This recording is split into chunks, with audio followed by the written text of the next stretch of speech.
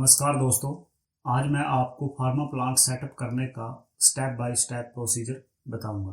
दोस्तों, pharma business Bharat में सबसे भरोसेमंद बिजनेस है।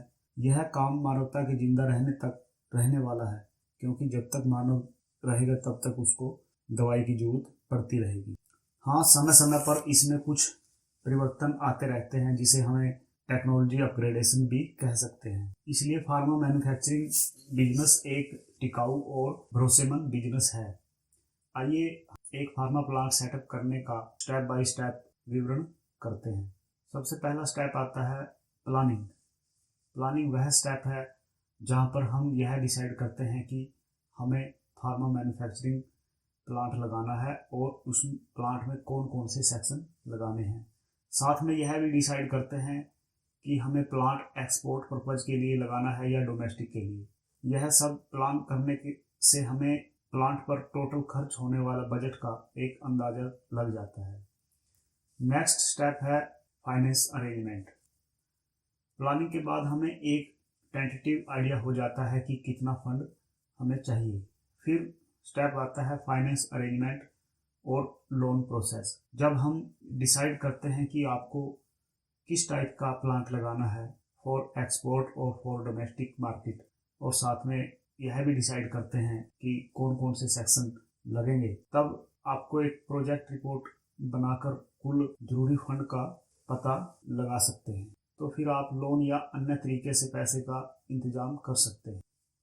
तीसरा स्टेप है लैंड परचेज।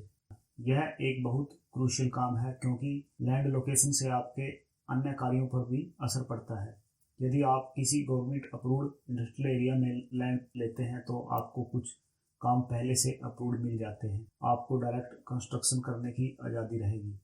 यदि आप कहीं बाहर एग्रीकल्चर लैंड को लेते हैं तो इसके लिए आपको town and country planning department से CLU, NOC या फॉर्म 118, फॉर्म 143 आदि करवाने पड़ते हैं। ध्यान रहे, इंडस्ट्रियल एरिया की लैंड महंगी मिलेगी और बाहर एग्रीकल्चर लैंड आपको सस्ती मिल जाएगी।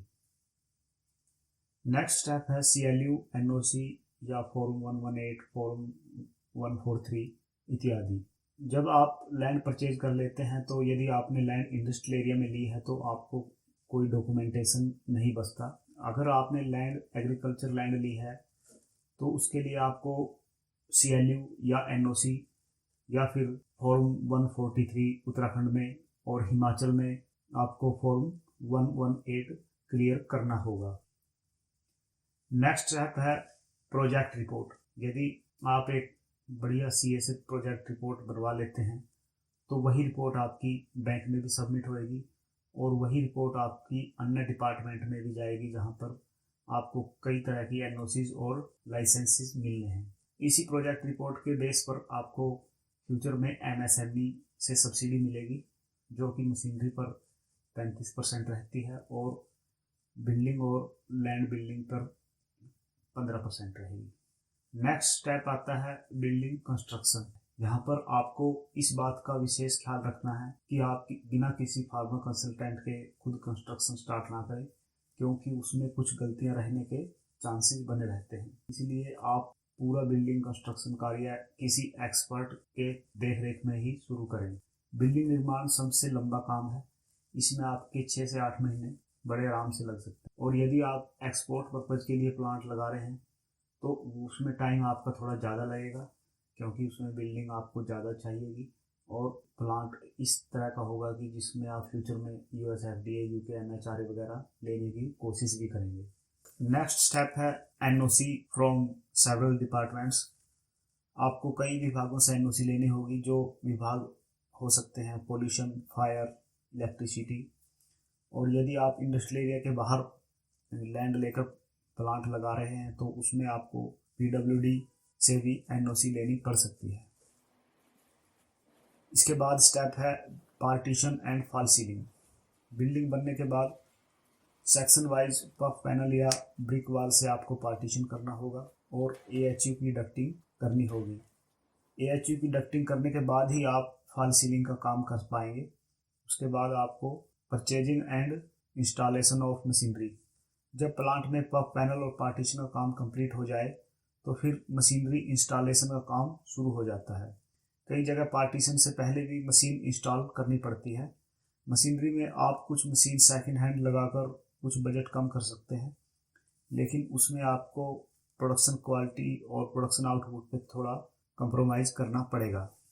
नेक्स्ट स्टेप है दोस्तों एप्लीकेशन फॉर ड्रग लाइसेंस। सभी मशीनरी इंस्टॉल होने के बाद तथा फ्लोरिंग और AHU लगने के बाद मैन्युफैक्चरिंग ड्रग लाइसेंस की एप्लीकेशन ड्रग डिपार्टमेंट को भेज सकते हैं। इस बीच आप AHU की टेस्टिंग, एरिया, एनवायरनमेंट क्वालिफिकेशन कर सकते हैं तथा सभी मशीनरी को चलाकर देख सकते हैं, ताकि जब इंस्पेक्शन हो तो सभी मशीनरी प्रॉपर रनिंग कंडीशन में हो। नेक्स्ट स्टेप है दोस्तों फाइनल ड्रग लाइसेंस इंस्पेक्शन।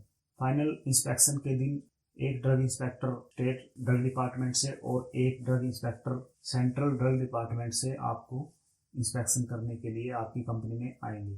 तो उसके बाद वो पूरा प्लांट को चेक करेंगे, पूरे फ्लो को देखेंगे, मशीनरी को टेस्ट करेंगे और आपका AHU वगैरह जो भी है उसको सबको चलाकर देखेंगे। यदि आपके यहाँ उनको कोई ऑब्जेक्शन नहीं मिलता तो वो उसी दिन रिपोर्ट बनाकर स्टेट ड्रग डिपार्टमेंट को भेज देंगे और आपको ड्रग लाइसेंस इशू हो जाएगा। नेक्स्ट स्टेप है दोस्तों प्रोडक्ट परमिशन।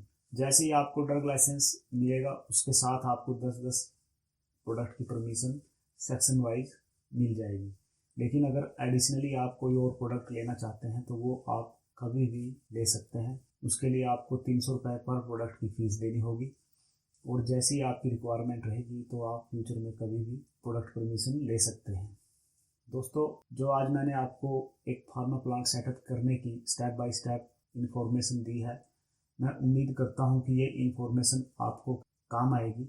और यदि आपको यह इन्फॉर्मेशन अच्छी लगी है और फ्यूचर में आप इस तरह के और वीडियो देखना चाहते हैं तो आप मेरे चैनल को सब्सक्राइब कर सकते हैं और इस वीडियो को लाइक कर सकते हैं। वीडियो देखने के लिए आपका बहुत बहुत धन्यवाद।